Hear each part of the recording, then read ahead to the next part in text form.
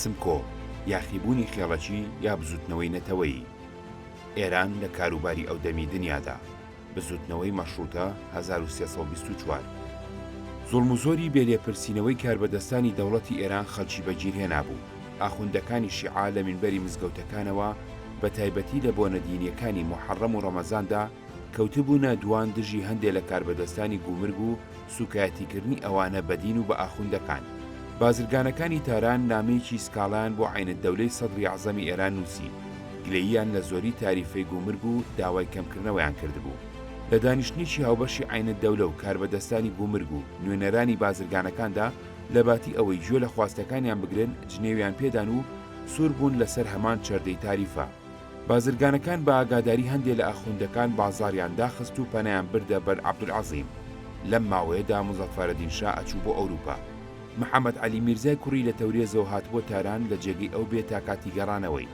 محەممەد عەلی میرزا بە قسەی خۆش مانگرتنەکەی پێشکان و گفتی پێدان لە دوای گەڕانەوەی شا خواستەکانیان جێبەجێ بکە. لەو ماوەیەدا ڕووداوێکی ئەوتۆنە قەوما جگە لە کوشتنی جەوهەر ئاغای شکاک لە تەورێز بە فەرمانی وەلیعەهد. بەڵام دوو ئاخوندی گەورە و خاوەن نفوزی تاران سید محەممەدی تەباتەبایی و سید عەبدوڵای بەهبەهانی لە سەرەتای ساڵی 1323ەوە بە نهێنیە کەوتبوون بۆ بەرهەڵستی زوڵم و زۆری سەدری عەزەم و دەرباریانی تر. شاو هاوسەفەرەکانی چوارمانجان پێچوو. ئێران بە تەنگ و چەڵەمەیەکی ئابووری دژواردا تێپەڕی کەچی ئەوان لەو سەفەرەدا پارێکی زۆریان خەرج کردبوو. ئەوە بەسەر زمانی هەموو کەسەوە بوو. عینەتدەولە و حاکمی تاران بەهۆی مانگرتنی پێشوبەقین بوون لە بازرگانەکانی تاران بۆ هەل ئەگەڕان تۆڵەیان لێ بکەنەوە. گرانی نرخی قەندیان کردە بەهانە و چەند کەسێکیان لە پیاوە ناسراوەکانیان فەلاقە کرد. ئەم کارە بازاری جوڵان. بازاریان دوکانیان داخست و لە مزگەوتی شا کۆبوونەوە و دادی خۆیان بردەبەر ئاخوندەکان. ئاخوندەکان دوو دەستە بوون. دەستەیەکیان لەناو ئەوانەدا ئیمام جومعەی تاران پشتیوانیان لە عینەتدەولە و دەرباریانە کرد. دەستەکەی تریان تەباتەبایی و بەهبەهانی ڕابەریان ئەکردن پشتیوانیان لە بازرگانەکان و خەڵگە کرد. ئیمام جومعە بە پیلانێکی زیرەکانە کۆبوونەوە پێی شێواند و خەریک بوو بێتە ئاژاوەیەکی خوێناوی. تەباتەبایی و بەهبەهانی و دەست و پەیوەندەکانیان تارانیان بەجێهێشت و پەنایان بردە بەر عەبدولعەزیم. دەوڵەت بە زۆر بازاری بە خەڵک کردەوە. هەر کەس دوکانی نەکردەوە فەرماندرا تاڵام کرێ. لە عەبدولعەزیم نزیکەی 2000 کەس لە ئاخوند و واعیز تەڵەبەی دینی و هەندێ بازرگان کۆبوونەوە. لە تاران بۆ هاودەنگی لەگەڵ ئەوان جاروبار بازار داخرا. کاربەدەستان بە زۆر پیانەکردنەوە. کێشەکە تا ئەهات گەورەترە بوو. گفتوگوی ڕاستەوخۆی مانگرتوەکان لەگەڵ عینەتدەولە ئەنجامێکی سەرکەوتووی نەبوو. لە ڕێگەی سەفیری عوسمانیەوە یەکسەر خواستەکانی خۆیان بۆ شاناک. گرنگترینیان دامەزرانی عەدالەتخانە بوو لە هەموو ئێراندا. سەفیری عوسمانی بەهۆی مشیرەدەولەی وەزیری کاروباری دەرەوەی ئێرانەوە خواستەکانی گەیاندەشا. هەرچەندە عینەتدەولە و دەرباریانی تر پێیان خۆش نەبوو، بەڵام شا موافقەتی لەسەر دامەزرانی عەدالەتخانە کرد و بە خەتی خۆی بەم جۆرە فەرمانی دەرکرد. جەنابی ئەشرەف ئەتابێجی عەزام هەروەکو چەندین جار ئەم نیازەی خۆمان ئێزار فەرمووە کە ڕێخستن و دامەزرانی عەدالەتخانەی دەوڵەتی بۆ جێبەجێکردنی ئەحکامی شەرعی مطاع و ئاسایشی ڕەعیەت لە هەموو شتێ واجبترە و وا بە ئاشکرا بڕیار ئەفەرمووین بۆ بەجێهێنانی ئەم نیازە پیرۆزە.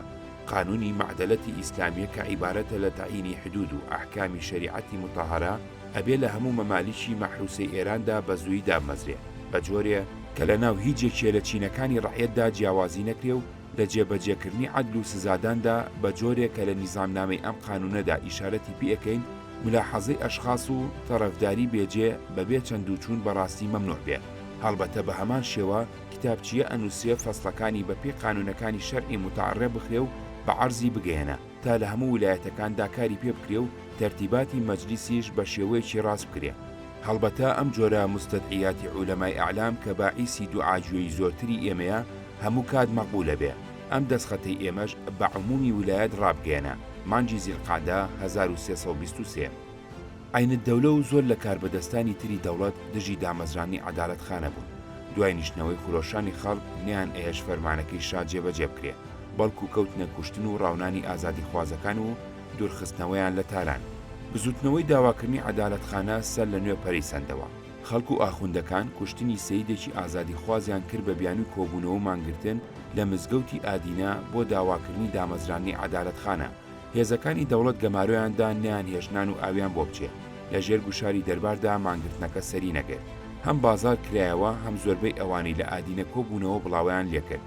بەڵام شار ڕێگەیدا بە ئاخوندەکان بە ئازادی بۆ هەرکو ئەیانەوە بڕۆن، ئەوانیش بە کۆمەڵ کۆچیان کرد بۆ قوڵ.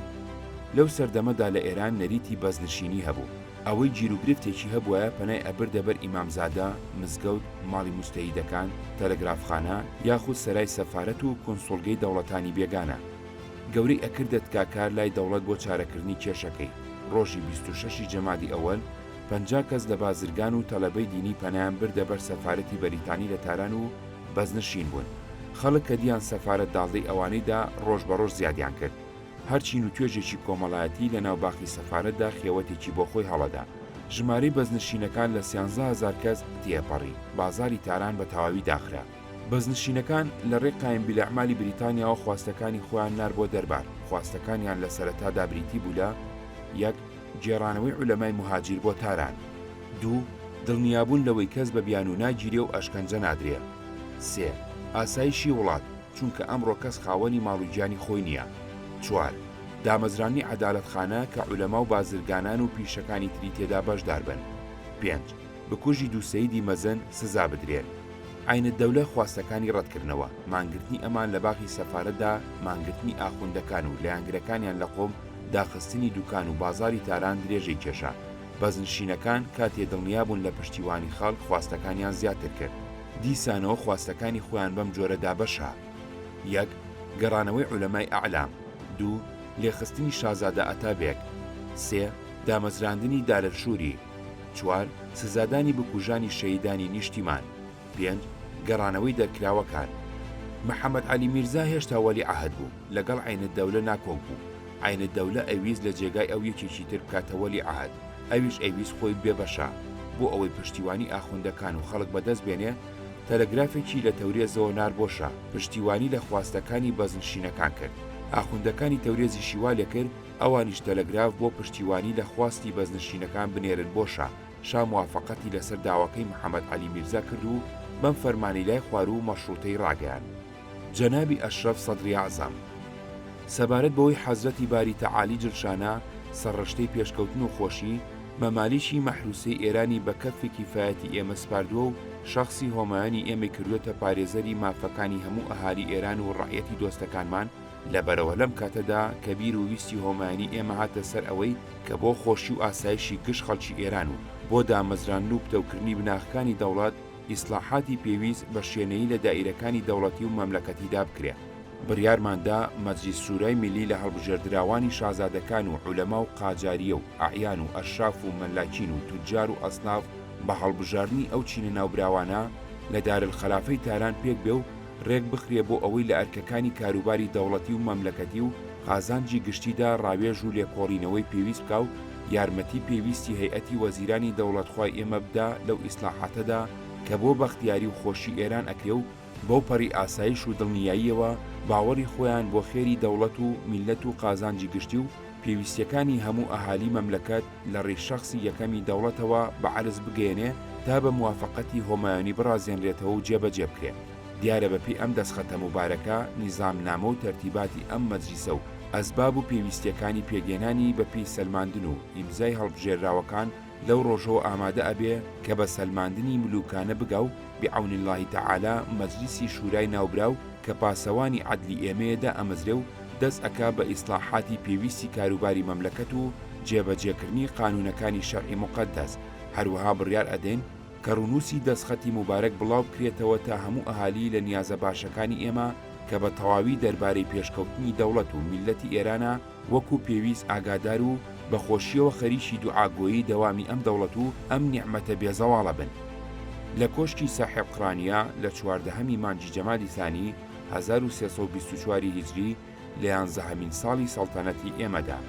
ئەم فەرمانە بۆ مەشروطە خوازان بەز نەبوو، لەبەر ئەوە کۆتاییان بە مانگرتنەکەیان نەهێنا تا شا فەرمانێکی تری بەم جۆرە ڕاگەیان.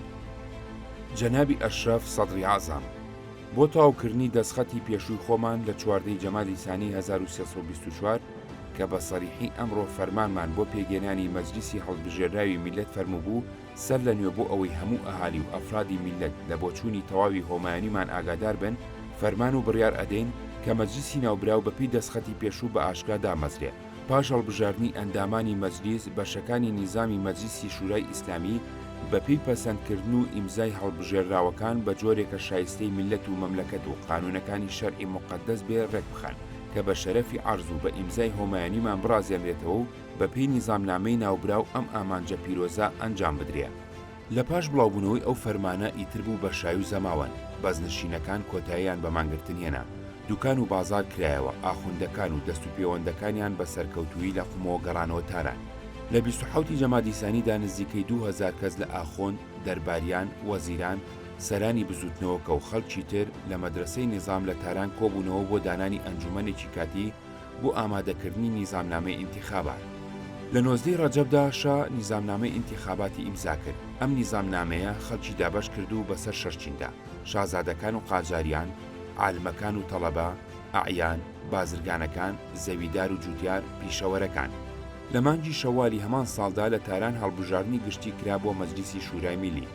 بۆ تاران 6 نوێنەر دیاری کرابوو، 4 بۆ شازادەکان، 4 بۆ عولەما و تەڵەبا، 10 بۆ بازرگانەکان، 10 بۆ زەویدار و جوتیارەکان، 32 بۆ پیشەوەرەکان. لە 24 زیلقعدەی 1324دا مەجلیس قانونی ئەساسی لە 50 مادەدا دانا. شاو وەلیعەهد محەممەد عەلی میرزا ئیمزایان کرد. بەم جۆرە ئێران لە ڕژێمی شایەتی ئۆتۆکراتیەوە بوو بە ڕژێمێکی شایەتی دەستوری. پاش ئەوە بە چەند ڕۆژێ مزەفەرەدین شا مرد. محەممەد عەلی لە جێگەی بوو بە شای ئێران. ئەو ڕووداوە گرنگانە لە تاران بوو کەچی شارەکانی تری ئێران کشومات بوون. بزوتنەوەی مەشروتە نەگەیشت بۆ هیچ کامیان. دەربارنەی ئەویست بتانێتەوە، ئەویست هەر لە تاران قەتیز بێ. بەڵام دوای هەڵبژاردننی نوێنەرانی تاران شاری تەورێزی ژاپەڕی بە سەدان کەس خزانە سەرای کۆنسڵگەی بەریتانیاوە داوایان ئەکرد مەشروتە ئازەربایجانیش بگرێتەوە. شا موافقەتی کرد لەوێر جێبەجێ بکرێت، ئیتر شارەکانی تریش دەستیان پێکرد. بزوتنەوەی مەشروتە لە سەرەتاوە تووشی چەند گیرروگرفتێکی دژوار بوو. ناکۆچی نێوان مەشروتە خوازان و دەربار و کاربەدەستانی زۆردار، ناکۆچی نێوان مەشروتە خوازان و ئاخوندە مەشروع خوازەکان. ئەگەرچی بریتانیا لە یانگری مەشروتە بوو، بگرە دیبلۆماتە بریتانیەکان خواستەکانی گەلی ئێرانیان گەیاندبوو بە شاو دەربار، بەڵام رووسیا بە توندی دژی مەشروتە بوو. سەرباری ئەمانە تورک بە بیانووی کێشەی سنوورەوە بە هاودەستی هۆزە کوردەکان لەشکری لەلای بانە و سابڵاخ و ورمێەوە ناردە کوردستانی ئێران. لە مانگی ڕەبیع الثانی 1325دا مەجلیس قانونی ئەنجومەنی ئیالەتی و ویلایەتی دانا و کردی بە بەشێ لە قانونی ئەساسی. بە جۆرەی ئەم قانونە ئێران ئەبوو بە 4 ئیالەت: ئازەربایجان، خۆراسان، فارس، کرمان. هەر یەکێ لەم ئیالەتانە ئەنجومەنی هەڵبژێردراوی تایبەتی خۆیە بوو، شوێنەکانی تریش بە ویلایەت دانرابوون. کێشەی نەتەوەیی لە ئێران وەکو کێشەی نەتەوەیی لە تورکیا دژوار نەبوو، یاخود هێشتاوەها نەگەیشت بوو.